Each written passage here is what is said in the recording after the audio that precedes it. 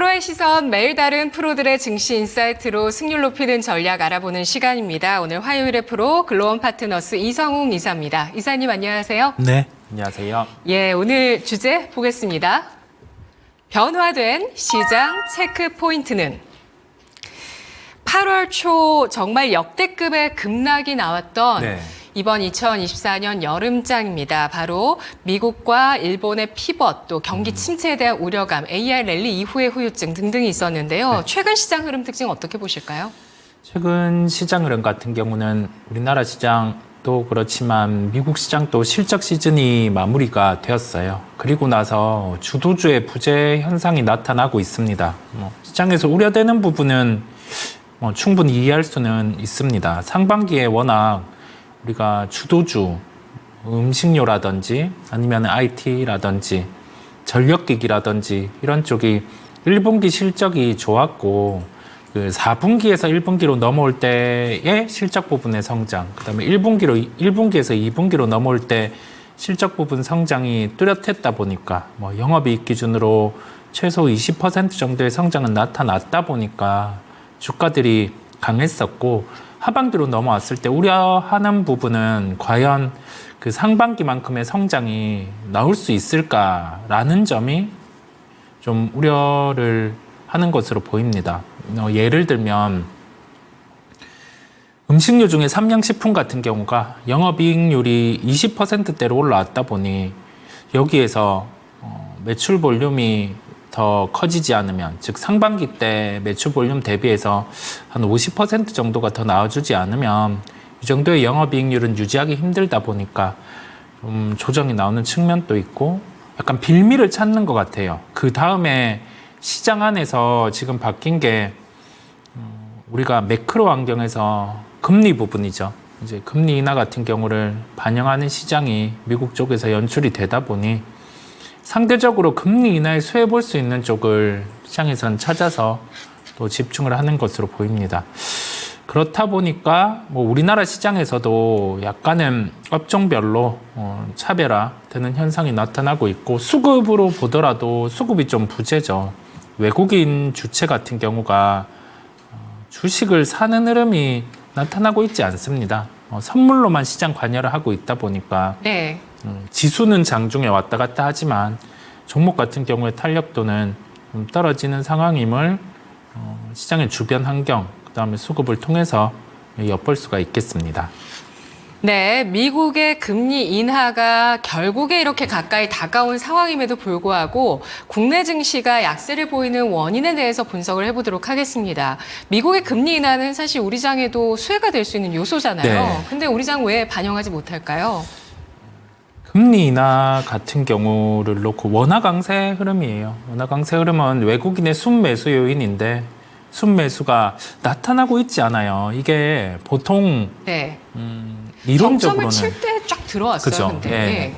이론적으로는 지금 환율 수준에서 매수가 유입돼야 되는데 네. 그게 안 들어오고 있는 상황이거든요. 이게 환의 요소는 하나의 변수거든요. 원화 강세 같은 경우는 하나의 변수죠. 변수로 인해서 외국인이 신흥국과 선진국의 차이를 이용해서 원래라면 매수가 들어왔는데 지금 GDP 수준, GDP 성장을 비교해 봤을 때 우리나라 같은 경우는 수출 중에서 막혀 있는 게 중국 쪽 같은 경우의 수출은 예전보다는 아예 못하고 있는 상황이죠. 그게 배제되고 있고, IT 같은 경우도 상반기 대비해서 하반기 같은 경우는 실적 추정치의 조정이 나타나는 게 거의 명확하기 때문에 그에 따라서 신흥국 쪽의 GDP 성장 대비해서 선진국을 비교를 해봤을 때는 신흥국이 상대 열의에 있다 보니까 외국인 입장에서도 좀 적극적으로 매수에 대해서 신흥국은 아직은 고려하지 않는 것으로 보이고요. 되려 호투를 좀 줄이고 있는 상황임을 말씀을 드릴 수가 있겠습니다. 그 중심에는 실적이란 게 있겠고요. 실적 추정치 둔화의 가능성이 존재함에 따라 IT, 그 다음에 시장 자체를 좀 줄인다라고 할 수가 있고, 그 다음에 우리나라만의 특수성 같은 경우는 세금 부분이겠죠. 금투세라든지 그런 부분이 아직 확정이 안 됐다 보니까 이 부분은 외국인 입장에서도 고려하는 변수예요. 들어와서 여기에 대해서 굳이 지수를 위로 올려치면서 매수를 할 필요는 없다 보니 그런 변수까지 함께 고려돼서 국내 시장 같은 경우는 좀 약세가 나타나고 있는 것으로 보입니다. 네, 경기와 실적을 감안했을 때 외국인이 신흥국에 대해서 비중을 줄이는 포지션을 가져가고 있는 것으로 파악이 된다라고 판단을 해주셨고요.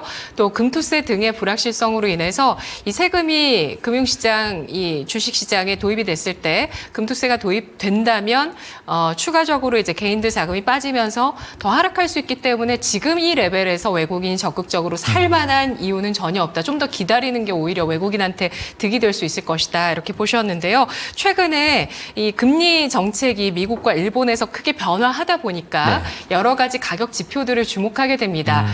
뭐 환율도 그렇고 국채 수익률도 그렇고 그리고 또 시장의 심리를 알기 위해서 원자재 시장, 예, 금리 인하로 또 주목받는 원자재 시장에서 어느 쪽이 움직이는가 이런 걸 보게 되는데 눈에 띄는 특징이 있으실까요? 최근에는 강달러 흐름 같은 경우가 둔화되고 있다는 점입니다. 100불을 하회하는 흐름이 나타나고 있지는 않지만 한 106불 정도까지 5월 기준으로 상승했던 달러 인덱스 같은 경우는 한 100불 정도까지 하락해 있는 상황이고요. 강달러 같은 경우는 추세적으로 이어져 왔지만 이 추세가 좀 둔화되고 있고 여기에 더해져서 원화 같은 경우의 강세가 나타나고 있음을 볼 수가 있어요. 미국의 10년물 국채 흐름은 연내에 100bp 정도의 금리 인하를 반영하고 있는 상황입니다. 네. 기정사실하죠. 금리 인하에 대한 부분은 시장에 올해 가능한 부분은 다 반영을 한 상황이고요. 주식시장에 대한 색깔도 어제 미국 시장에서도 볼 수가 있듯이 소비재, 그다음에 유틸리티 쪽 그런 쪽의 강세, 그다음에 유가 반등 나오거나 에너지 반등 나오면 에너지주 정도의 강세로 우리가 상반기 시장이랑은 확연히 다르게 하반기 시장의 초입에서는 변화가 나타났음을 말씀을 드릴 수가 있겠습니다. 그러면 우리나라 시장 또한 이 매크로 지표, 가격 지표 쪽이 달라지는 상황 안에선 상반기에 강했던 전력기기라든지 아니면 IT 쪽 같은 경우는 철저하게 가격 메리트에 들어왔을 때 플레이를 할 수 있다는 생각이고요. 그렇지 않으면 시장에서는 예전보다는 강도가 강하게는 매수가 들어오지 않을 것으로 보여요. 반면에 약간 수급의 빈집 형태라든지 아니면은 매크로 환경 가격 지표의 변화의 핵심들 원화 강세라든지 그런 쪽에 초점 맞춰서 수급들이 좀 변화돼서 들어올 수 있음을 좀 열어두겠습니다. 네, 채권 시장에서 반영을 하듯이 올해 내에 100bp의 금리 인하가 있다면 미국 장과 우리 장은 상승할 수 있다고 보십니까? 그게 쉽지 않아요. 쉽지 않다라는 말을 드리는 이유가 금리에 대해서 내린다고 해서 유동성 같은 경우가 들어온다라고 하면 시장 반등이 나타날 텐데 100pp의 금리 인하를 하는 와중에 만약에 지금 고용 지표 같은 경우가 예상보다 좀 우리 방향대로 안 흘러갈 때, 그 다음에 또 물가 같은 경우가 떠 있는 상황에서 그대로 머무른다라고 할 때, 연준에서는 2%에 거의 부합하다 보니 금리를 인하하는 건데 그런 현상이 안 나타나면 금리 인하했을 때는 되려 시차를 두고 경기가 안 좋아질 수 있는 요인이 있다 보니까요. 금리를 낮춘다라고 해서 우리가 공격적으로 좀 주식 플레이를 하기보다 약간 상황들을 지켜보는 게 맞을 것 같아요. 우리 상반기에 좀 공격적으로 주도주 플레이를 했다라고 하면 하반기는 조금은 보수적으로, 그 다음에 내년은 더 보수적으로 그렇게 시장 대응을 열어두도록 하겠습니다. 네, GDP 성장률 이게 이제 결국에 내년장을 볼 때 좀 살만한가 아닌가. 이런 걸 가늠할 수 있는 잣대인데 이런 부분에서 여러 가지 면에서 고용 등을 했을 때 감안했을 때 변수 조합에 따른 변화가 좀 있을 수 있고 경기가 좀 슬로우해지고 둔화되는 혹은 좀 둔화폭이 좀 커질 수 있을지 여부 확인을 해봐야 되는 시점입니다. 신중이 필요하다라고 신중함 필요하다는 점 강조를 해주셨는데요. 주목할 만한 업종 종목을 통해서 투자 전략 세워주시죠. 우리가 그 가격 지표의 변화가 있다 보니 그와 관련해서 업종 종목을 말씀드리려고 하고요. 원화 강세와 관련해서는 최근에 주가 반응이 이미 나타나고 있어요. 전력 쪽입니다. 뭐 한국전력 같은 종목이 있겠고, 항공은 저가 항공보다는 대형 항공 쪽인데 전력도 그렇고 항공도 그렇고 전력은 전기료 인상이 필요하겠고요. 항공은 운임 쪽, 국제선 운임 쪽을 봐야 되는데 국제선 운임이 상반기 대비해서 하반기가 플랫한 수준이에요. 화물 쪽도 거의 플랫 수준이다 보니까 매출에 대한 볼륨은 크게 늘지 않아요. 그런데 환에 대한 변화만 있다 보니까 그 환 변화 정도의 수에, 그렇다 보니 여기에서 주도주 역할을 하기에는 한계가 있는 거죠. 네. 그렇게 보시면 되겠고요. 금리 인하 관련해서는 우리가 일반적으로 봐왔던 제약바이오 플랫폼 쪽인데, 이 또한 주가가 반등이 나올 만큼, 특히 제약바이오 쪽은 주가가 반등이 나올 만큼 나와 있습니다. 그냥 이 정도가 있구나라는 단면을 삼고 구조가 바뀐 기업들을 보는 게 낫겠죠.